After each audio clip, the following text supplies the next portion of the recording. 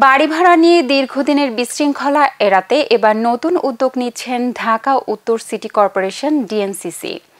নতুন নীতিমালার আলোকে কোন এলাকার বাড়ি ভাড়া কত হবে তা নির্ধারণ করে দেবে কর্পোরেশন। পাশাপাশি উদ্ভূত সমস্যার সমাধানের গঠন করা হবে ভাড়াটিয়া বাড়ির মালিক সমিতি। বিস্তারিত ডেস্ক রিপোর্টে।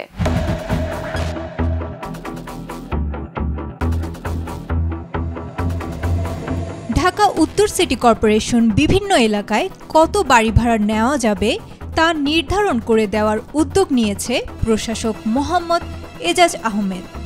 নতুন নীতিমালার মাধ্যমে এই প্রথমবারের মতো রাজধানীতে এলাকাভিত্তিক সর্বোচ্চ ও সর্বনিম্ন ভাড়া নির্ধারণ করা হবে। বৃহস্পতিবার ডিএনসিসির নগর ভবনে ভাড়াটিয়াদের ন্যায্যতা এবং অধিকার নিয়ে এক গোল টেবিল বৈঠকে এই সিদ্ধান্ত নেওয়া হয়। বৈঠকে বাড়ির মালিক, ভাড়াটিয়া ও বিভিন্ন অংশীজন উপস্থিত ছিলেন।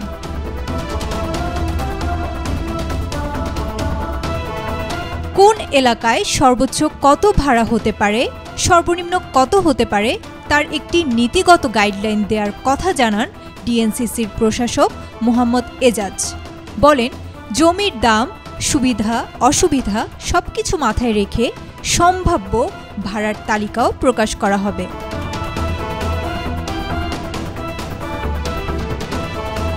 আইন যেন বাস্তবসম্মত হয় সেদিকেও নজর দেওয়ার কথা বলেন ডিএনসিসির প্রশাসক। জানান, ডিসেম্বরের মধ্যেই নীতিমালা চূড়ান্ত করে নতুন বছর থেকে শুরু করা হবে এই কার্যক্রম। ডিএনসিসি বলছে, বাড়ি ভাড়া আইন আছে, তবে অনেকেরই এ বিষয়ে ধারণা কম। সচেতনতার জন্য আইনটির ব্যাখ্যা করে ক্যাম্পেইন করা এবং বাড়িওয়ালা ও ভাড়াটিয়ার মধ্যে ভাড়ার চুক্তি কিভাবে হবে সে বিষয়েও স্পষ্ট করা হবে। প্রতিটি ওয়ার্ডে ভাড়াটিয়া বাড়িওয়ালা সমিতি গঠন করতে হবে, যাতে সমস্যাগুলো স্থানীয়ভাবে সমাধান করা যায়। স্থানীয় সমিতিতে সমাধান না হলে দুই পক্ষই অভিযোগ জানাতে পারবেন ডিএনসিসির আঞ্চলিক কার্যালয়ে।